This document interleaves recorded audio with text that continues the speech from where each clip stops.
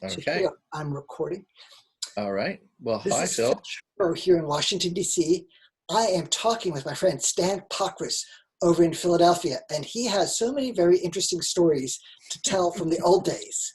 Mhm. And why don't we start off with, you were telling me the other day, the store called Everything for Everybody in Philly. Okay. Well, that all came about because um, I was with a bunch of friends in 1968 in the attic, doing the things that you're not supposed to do up in an attic, Right, um, where the police couldn't find our stuff. right, And one of my friends said to me, "Have you heard about the Whole Earth catalog?" okay.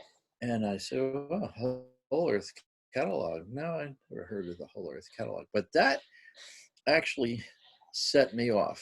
It set the tone for the rest of my life. And what I came to at that moment was that, oh, we need a whole earth catalog of people. Because at that point, the only thing that you could do to find something, you couldn't find people at all. But if you wanted to find something, you went to the yellow pages. And that's all we had. I mean, you could look in a newspaper maybe, but it was really hard to find anything, let alone anybody. So I set out to try to figure out what I could do to help people connect with each other. And so that became the theme for my life. I'm still doing that. And what happened was that I ran across. I was working as an electronics technician at a hospital, and I ran across a item in the Village Voice out of New York. I don't know if people still have a village. I don't know if they still have a Village Voice, but it was a newspaper out of New York, and I saw in there a ad that says if you want something done, or you want to do something, you want to buy something, you want to sell something, you want to do anything, we're the right place to go. And we're called Everything for Everybody. So I said, well, that sounds intriguing. What is that? So I went up to New York and found the storefront, little tiny storefront in the lower lower west side, yeah. And it had 3x5 cards, or actually they were 4x6 cards, but they had cards all over the wall, all over the walls inside, and all over the windows on the outside. And people were standing around inside the store reading these cards. And the guy who ran the place had a box on his desk with cards that also had the phone numbers and addresses of the people who wrote the cards on the walls. And he charged a membership fee if you wanted to be connected to anybody who you saw on the walls, or if you wanted to put in ads yourself. So for, what was it, $15 for 6 months or $25 a year, you could put in as many ads as you want, and you could get as many addresses as you wanted out from him. And the cool part of it was that not only was he using the cards, but he remembered most of the people. And he would tell people, oh, well, you need to talk to so-and-so. And so I thought it was, wow, okay, this is really exciting. Can I do this in Philadelphia? And he said, sure, you can. And he gave me permission to copy his marketing materials. And I went home and rented a storefront at 5th and South in Philadelphia. 5th and South was South Street in the day of the South Street Renaissance. And most of the buildings on the street were abandoned because the city had been threatening for the last 10 years to, or maybe longer, to tear down the south side of South Street and the north side of Bainbridge, which was the street opposite, and make a highway. They were calling it the Crosstown Expressway. And so a lot of the stores were empty, and the rent was really cheap, and I rented a store for $100 a month, and I started Everything for Everybody. And people came to me, and I told them what we could do for them was to write down what you want on this card. And if you need something, read the cards that are already here, or you ask me, and maybe I know something. And I started hooking people up. Some people got married. Some people found jobs. Some people found apartments. Some people found work. The interesting thing for me actually was that the people who said they would do anything and actually would, those people came to me 6 months or so later and said, "Oh, I'm ready to go to Europe. I made all this money doing the little jobs you gave me." And the people who said, "I will do anything," but they wouldn't, they wouldn't, they wouldn't do anything. So, so they're still, they didn't go to Europe. So this was a hard copy Craigslist in 1968 or 69. This was 1970. 1970. The way I talk about it now is I was doing Craigslist on 3x5 cards in 1970 on South Street in Philadelphia. Oh, And I have friends who talk about the time when they met me there on South Street, that Stanley was the internet in 1970. Do you know what really impressed me, Stanley, about you is your nose for, you have a degree in electrical engineering, No, right? no, they threw me out of college. Oh, I studied electrical engineering for 4.5 years. But they threw you out. Then they threw me out. Oh, that's good. I'm so happy to hear that. I'm so happy to hear that. But well, it's part of the reason I'm such a strange person. I mean, I went but through you all know, that. your nose for social innovation Thank you. is so fascinating. And let me tell you, I was a witness to one of your inventions, and I want you to talk to the people who are watching this about your invention called "Bring Your Computer, Ask a Question." So that was your invention. Tell me about that. Okay. Well, along the way, I was helping nonprofits to use computers, and I had an organization called Public Interest Media Project, and I started a computer bulletin board, and the computer bulletin board led me, that was through a grant from Apple Computers, and one day somebody appeared on my bulletin board, and we became fast friends, and we continued writing proposals together and building a service for nonprofits to help them learn how to use computers. And I hooked up with an agency that was servicing all the nonprofits in the city with various kinds of services. And I offered a computer lab and training and so on. And the computer lab and the training morphed into something we ended up calling Nonprofit Technology Resources. Over the course of a number of years, we had several locations. We ended up in a building that had was owned by managed by the city, and it had lots of spaces in it. And in the course of doing trainings there, a company wrote to me and said, "We have a trucking company, and we'll bring you a whole bunch of old computers if you want them." So I called them back, and sure, okay, we'll take your computers. I didn't know what to do with them, but I went across the street to the high school. There was a Quaker high school across the street from where we were, and asked, "Who's the volunteer coordinator?" And I asked the volunteer coordinator to try to find me a person who knew enough about computers to take these things apart and do something with them, get them running. And they sent me a young man, and we started refurbishing computers. Of course, these were computers that didn't really need a whole lot of refurbishing. They were a single floppy drive IBM desktop computer, which was practically useless in today's terms, but it was interesting. We had a whole bunch of them, and then I got more offers of computers, and we got more space, and we started. I applied to the Vista program for an AmeriCorps, and I got ended up with 2 or 3 Vista volunteers to run a program of learning through technology, is what we called it, and we were giving away these computers to kids and raising money to give the computers to kids, and we ended up with a larger space at some point, even larger than what we had, and all these people were coming to us with problems with their computers, so and they didn't have any money, most of these folks.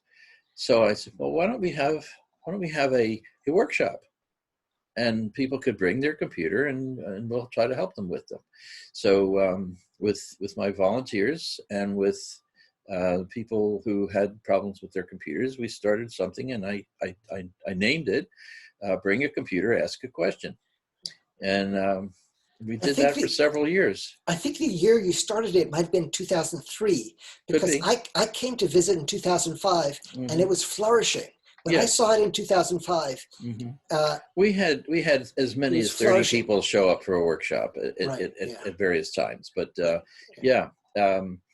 it was very popular. It was free, and or maybe we charged $5. There was a donation. There was a donation. Yeah, we didn't really ask people for much of anything. We had a lot of fun.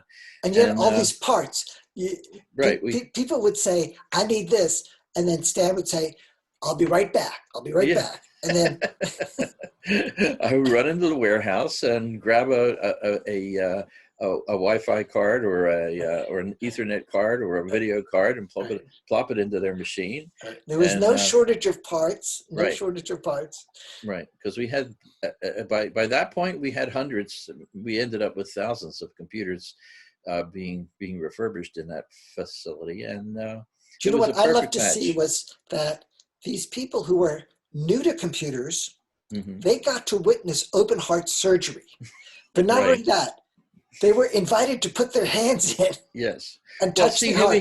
We had started with the Learning Through Technology hardware program. Right. So that was the basis of that was from when we first had computers that people could work on, and we offered people the opportunity to learn how to refurbish a computer by coming and volunteering with us. Right. And we started out by circulating a flyer in the elevator in our building, and it said, you could come and learn how to refurbish a computer. You just have to volunteer, and then you could earn a computer if you learned enough. And from the 2 or 3 flyers that we posted in the elevators in our building, we found flyers in West Philadelphia in storefronts and on South Street, stuck on poles. I mean, people were copying our flyer and posting them all over the place. We didn't do that. It was other people, and so we had a waiting list of over 100 people who wanted to be involved in this refurbishing computer workshop. And so we ended up calling that Learning Through Technology, and used that to raise money. And we got grants from various foundations to give away the computers for free to kids. Right. Now, I was talking with you last week. Now, I work at a public library, and I tend to know books. But you were telling me some really interesting books that I hadn't heard of before. And let's see if we can remember some of them. There was some of the books, I even took some notes, about books about methods of building community. Do you happen to remember some of the books you were telling me about? Well, one of the things I probably mentioned was Ellen Brown. Okay. Ellen Brown wrote a book called The Web of Debt. Okay. And The Web of Debt, I have a copy of that here, but her more recent book is this. It's the Banking on People. Okay. She researched. She was an attorney and an author who essentially wrote books about diet and cooking and stuff like that. But she got into this idea of understanding money. Where does money come from anyway? And so she wrote The Web of Debt, which explained how the banking system creates money by lending it to people and putting those loans on their books as assets. So when a bank lends you money, they create a bookkeeping of your account, which has the money in it, and you can spend that. And they create a asset account, an asset indication in their books that say that they have this asset that you owe them this amount of money plus the interest. And so that's how most money is created in our world today. Money is not backed by anything substantial any longer. It's backed by the fact that people promise to pay their mortgages. And it really is, that's as simple. And actually, when I've thought about it, this is a very interesting and very good system. It's a system that actually creates all the money that a society needs, because if you're willing to borrow the money and willing to say you're going to pay it back and willing to work to get the money to pay it back, if you're a homeowner or a business person, then your labor goes into that process, and your promise to pay actually is what I call a voucher. I'm vouching for these dollars. And then I get the dollars from the bank as a loan, and I buy a house or I buy a car, and whoever I give that money to, they go out and spend it, and it gets into circulation. The money is created by a bookkeeping set of bookkeeping marks in a ledger.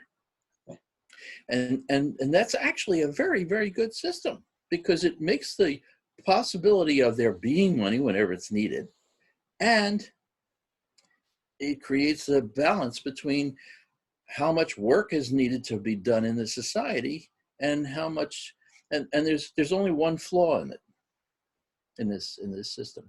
And now you're getting past what I learned from Ellen back in the day. What I discovered was that the flaw in the system is that you have to pay back more money than you borrow. Everybody who borrows money and puts it into circulation has to find the additional interest money from somewhere. But that money doesn't get created in the course of the loans being made. Big problem.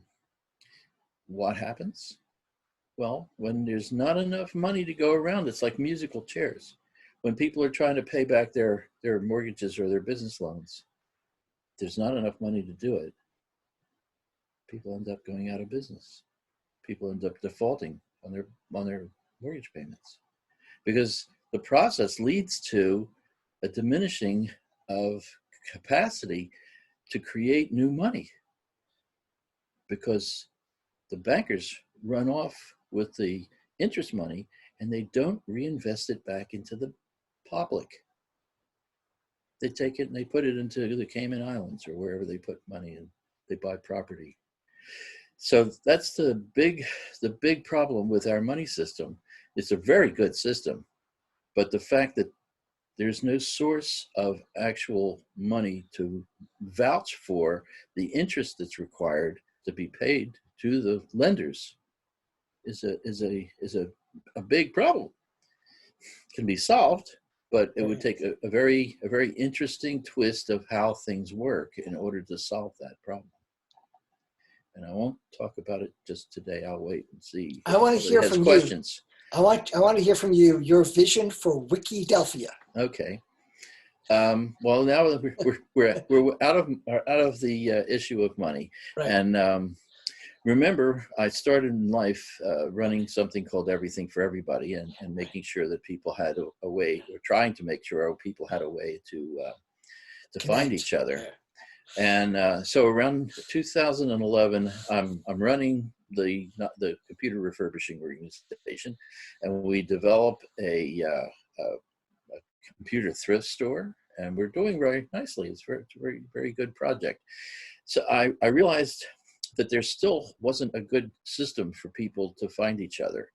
And I didn't want to start the Everything for Everybody storefront again. I thought about it to do it out of the computer thrift store, to just start matchmaking right there. But I said, no, let's try something else. Let's see. What about a wiki for Philadelphia? And so I dreamed up the name Wiki Delphia, and I bought wikidelphia.com and wikidelphia.org. And I sent out emails to a number of email lists that I was on, and told people, I'm starting this wiki for Philly, and you want to help? And about 20 people or more, almost 30 people showed up in responses. EK sent me emails. And we organized the meeting, and 15 or 20 people showed up at the meeting. And it was all downhill from there. Because that meeting was the biggest one.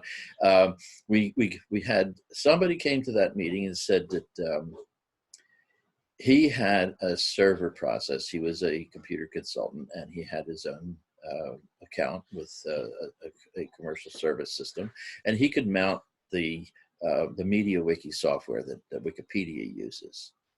And if we wanted to run a wiki for Philly, I mean, it would be simple for him to put it on his server, and we could get started.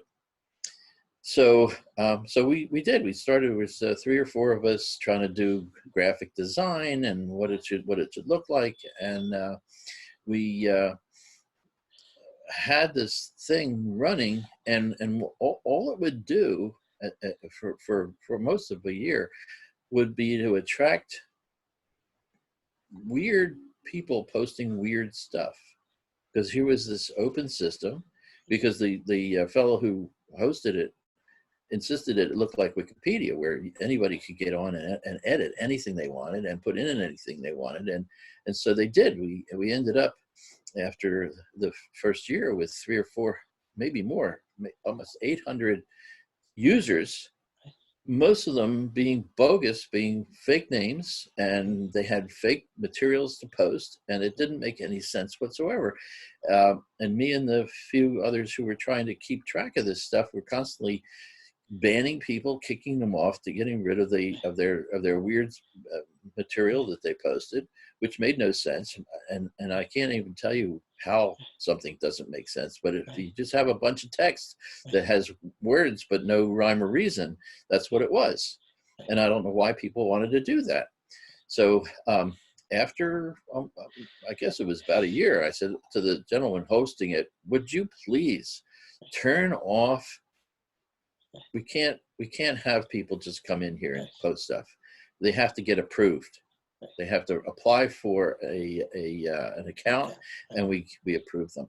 And so that got it settled down a little bit. But in the meantime, most of the people who had offered to help with it had disappeared. Everybody had gone away, and I was left with a system with essentially a graphic for the front page, and no rhyme or reason for how stuff would be kept in it. So this goes back to another story from 20 years before that. Are you ready for another story? I'm ready. Yes. Okay. I'd love to listen to you. All right. In the course of teaching nonprofits to use computers, I got connected to the Technology Resource Consortium, TRC. And that's a whole nother story. That involved Apple Computer, and they gave us computers, and that's where I got started with our first Apple bulletin boards. But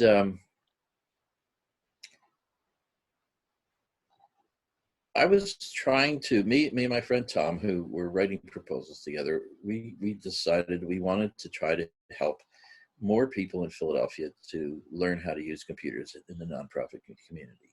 So we approached the United Way, and they introduced us to their management assistance committee. And their management assistance committee got very interested in what we were trying to do. We were part of a 12 organization network all across the country of organizations that taught nonprofits how to use computers, the Technology Resource Consortium. And they asked us, well,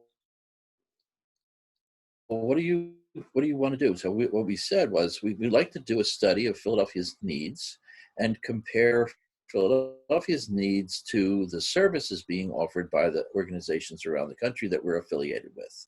So they gave us a grant to hire a staff person, and we set about spending 6 months surveying and running, what do they call them, little meetings where you talk to somebody Focus about groups. something.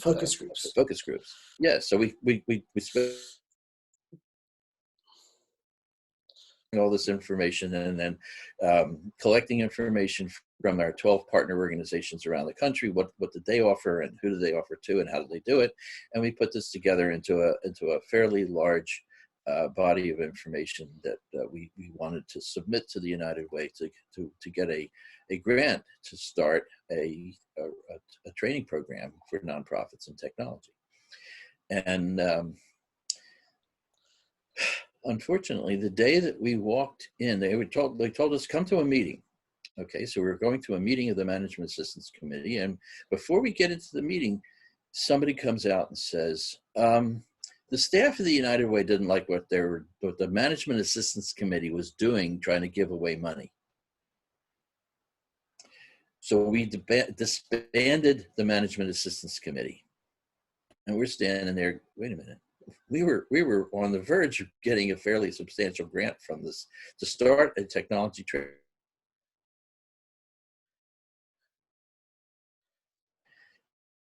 A few months later, I get a phone call from one of the staff at the United Way, and they said, well, you know, if you really want to do this, see if you can raise money elsewhere and we'll match it. I said, yeah, okay. I don't, I mean, I was at the point where I didn't really know how to raise money or how to write proposals. I mean, it was the beginning of my career. And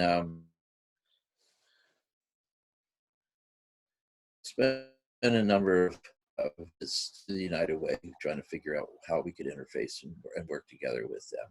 And one of the things that occurred was that I was talking to people who ran their where to turn directory and their information and referral service.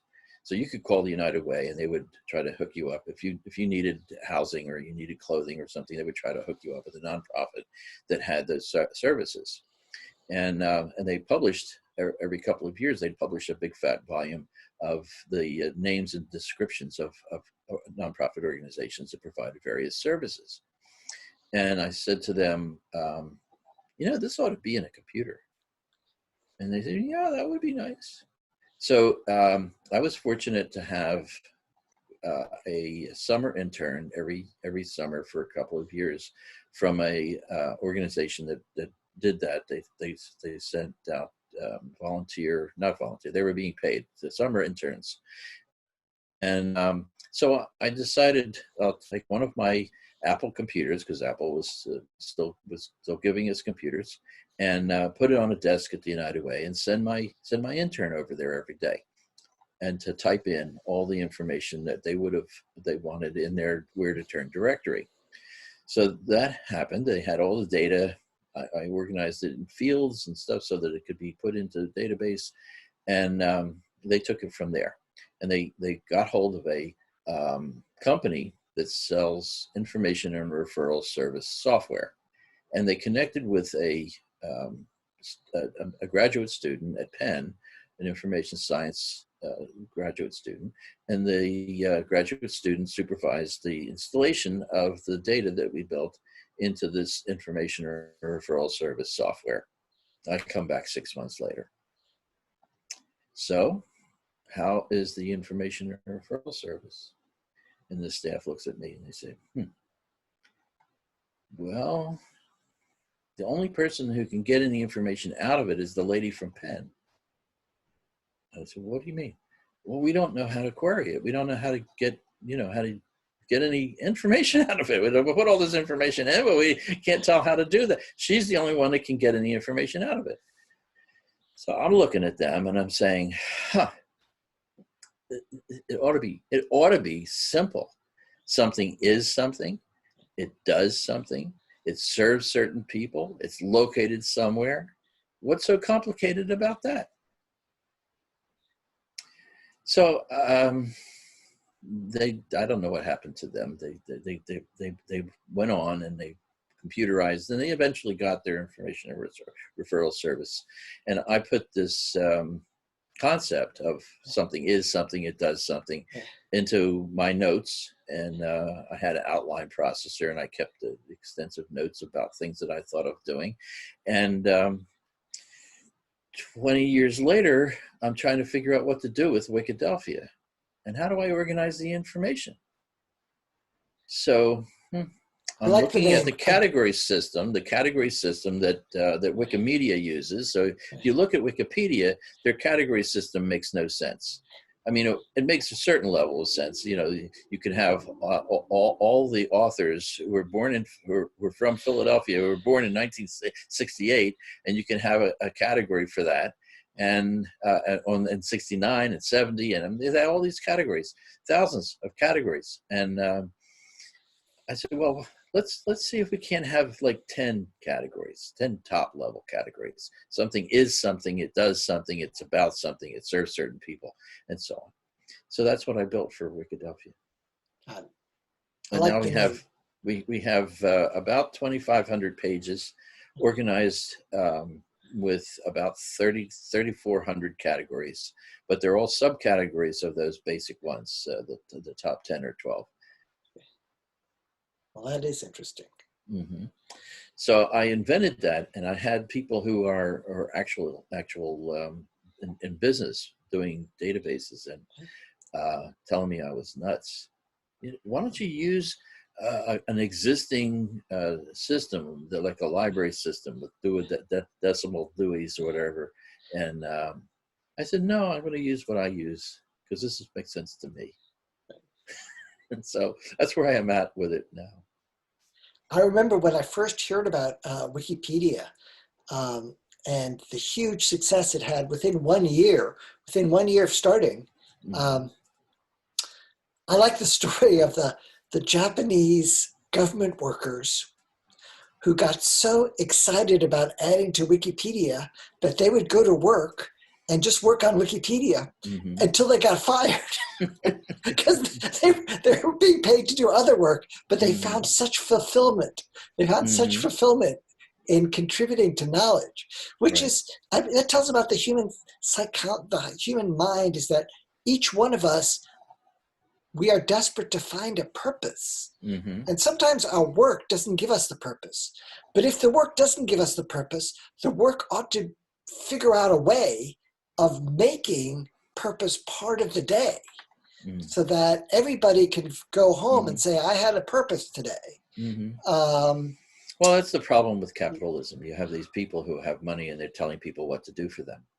Well, I think it's possible to build in, this 20% time or the 10% time, so that when you're at work, you're doing the predominant work is for the employer, but like you're a farmer in the field. The farmer, says you get your own little crops over here for your family. I'm giving you some land and you grow your own vegetables. So I'm always interested in that idea of purpose and personal fulfillment, because when individuals flourish, then the community flourishes. Community is not going to flourish until the individual flourishes. So if we want flourishing communities, we need to talk about flourishing individuals. So I think we're a little bit on the same wavelength on those kinds of ideas. And now you're retired, but you're probably busier than you ever been in your life. Is that true? I can be. You can be. I can be. One of the things I volunteer with is the Kwanzaa Children's Festival. Okay. And the Kwanzaa Children's Festival has been going for 35 years. Right. And it's run primarily by this one woman, Malika, who ran into me at a public event and said, aren't you the guy from that computer place? Yes, yeah. And we started a conversation. It turns out she bought her computer from my computer place before it died, and I got laid off and I retired. And so a year later, took a year. A year later, she calls me and says, "I still have your computer from your. Can you help with it? It's not working right." So I started helping her with her computer, and that's like 3 or 4 years ago now. And right now, I actually help her write proposals. I fix her computer. I design graphics materials for her program and stuff like that. And she also runs something called the African American Stilt Ballet. And she used to have a lot more students, but now she's reconfiguring the stilt ballet, and she came to me and asked me if I could help her build stilts. So 2 years ago, last June 2 years ago, we spent a whole month building stilts, and then she started gathering students, and some of her former students from previous years who are now adults and had their own children started bringing their children to her so that they could start learning how to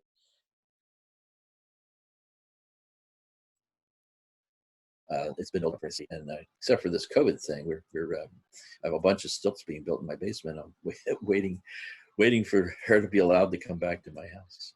That's so funny. Yeah, so that's one of the things that I do. That's one of my favorite. And we got a proposal from an arts supporting organization for her to be able to get materials to teach the kids how to build costumes for the stilts. And then we got another grant from the Pennsylvania Council of the Arts to support the Kwanzaa Children's Festival. It was supposed to be for the 2019 Kwanzaa Children's Festival, but the money didn't come until January of 2020. So we're looking towards another year. We've already turned in a new proposal for next year, and so maybe we'll stay ahead of the game and have money every year from the Council on the Arts. Of course, the Council on the Arts probably would be broke because the state's broken, and who knows what will happen with monies like that. But we'll see. Okay. Well, I'm here. I'm talking with Stan Pokras. This is May 2020, and he has so many fascinating stories. I really want to come back and hear more. I work in a library, and Stan teaches me things I don't know, and there's a message there. There's a message there. I mean, I get paid to know things, and then he tells me a lot of stuff that I don't know that I ought to know. So that's for me a thrill.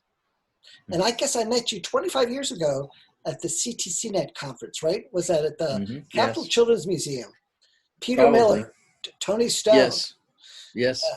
25 years. The time flies. Time flies. It seems to have done Laura that, Breeden. yes. Laura Breeden was there. Okay. Right? That name's familiar. I don't she's remember. still around doing great stuff. Okay. Yeah. So now I'm going to end. CTCnet was one of my favorite things.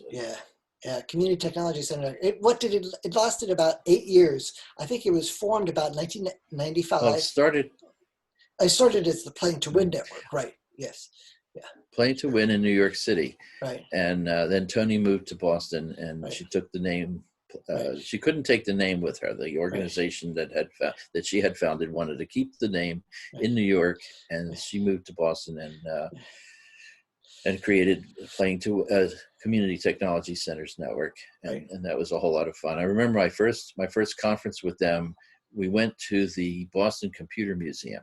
Sure, I was there. Yes, that one. Yes, that was a good one. Well, it was such a fun place. I was so intrigued with what was going on that I didn't realize. Wait a minute, the lights are going out. What's going on here? The lights are out. Where's all the people? Oh my God, where's anybody? And I started walking around. I finally found somebody that could let me out of the museum because I got stuck in there. That's funny. That's funny. And then I had to figure out how to get back to the hotel because I didn't know where I was. Right. I had gone with a bunch of people on buses and stuff to get to the museum, and I had to figure out how to get back to the hotel. That was fun. That's a story. Okay, I'm going to end this now because I'm also very curious. This is one of my first interviews using Zoom. I tell you, Zoom's interesting. It's a good tool. I'm more inclined to use the open source kind of software, this software called Big Blue Button.